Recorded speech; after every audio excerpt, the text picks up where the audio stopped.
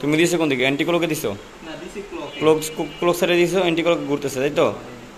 আচ্ছা, আবার যখন আমি এন্টি ক্লক দিই ক্লকে যায়। অ্যান্টি ক্লকে দিলে ক্লকে যায় তাই তো? হ্যাঁ। তাহলে এবার আমরা সফটওয়্যার থেকে ঠিক করো, নাও যাও সফটওয়্যার থেকে ঠিক করো।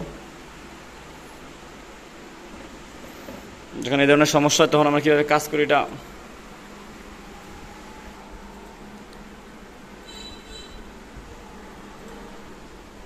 হ্যাঁ দাও।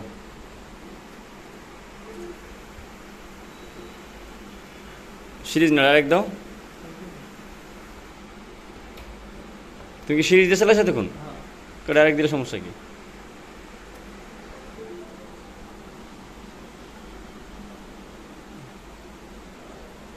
আমরা এখন এই জিনিসটার সমাধানটা কি করব? আমরা উল্টা দিকে, এটার যে অপোজিট সাইড ছিল সেই সাইডটা আমরা রোটেশনটা নিব। এই রোটেশনের সমস্যার জন্য অনেক সময় সফটওয়্যারলি কাজ করা লাগে, তো অনেকেই দেখা যায় বিপদে থাকেন, ঝামেলাটা পড়েন। এই যে দেখেন আমরা এখন কিন্তু আমরা ক্লক সাইডে দিচ্ছি, মানে ডান দিকে দিচ্ছি, তো মোটর ডান দিকে কিন্তু চলতেছে।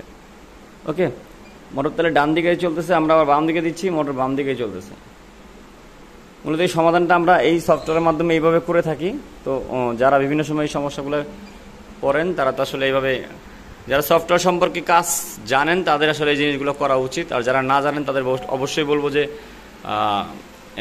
যেটা না জানবেন সেটা হাত দেওয়া উচিত না। যদি আপনি হন ইঞ্জিনিয়ার তাহলে অবশ্যই আপনাকে সাথে সাথে প্র্যাকটিক্যালি বাস্তবেও এটা কাজ করার অভিজ্ঞতা থাকতে হবে, চিন্তার থেকে কাজ করতে হবে। এই জিনিসগুলো একটু মাথায় রাখবেন সবাই। তো ঠিক আছে, আমাদের এটাতে সমাধান হয়েছে। আমাদের একটা যেহেতু কমপ্লিট হয়েছে, আমরা সবগুলোই কিন্তু আস্তে আস্তে করে দিব। কাস্টমার যেদিকে রোটেশন চায়, রোটেশনের প্রবলেমগুলো যখন হয়, যেদিকে যখন রোটেশন চায় আমরা ওইভাবেই করে দিতে পারবো, সমস্যা নেই। ভালো থাকবেন সবাই, দেখা হবে নেক্সট ভিডিওতে। আল্লাহ হাফেজ।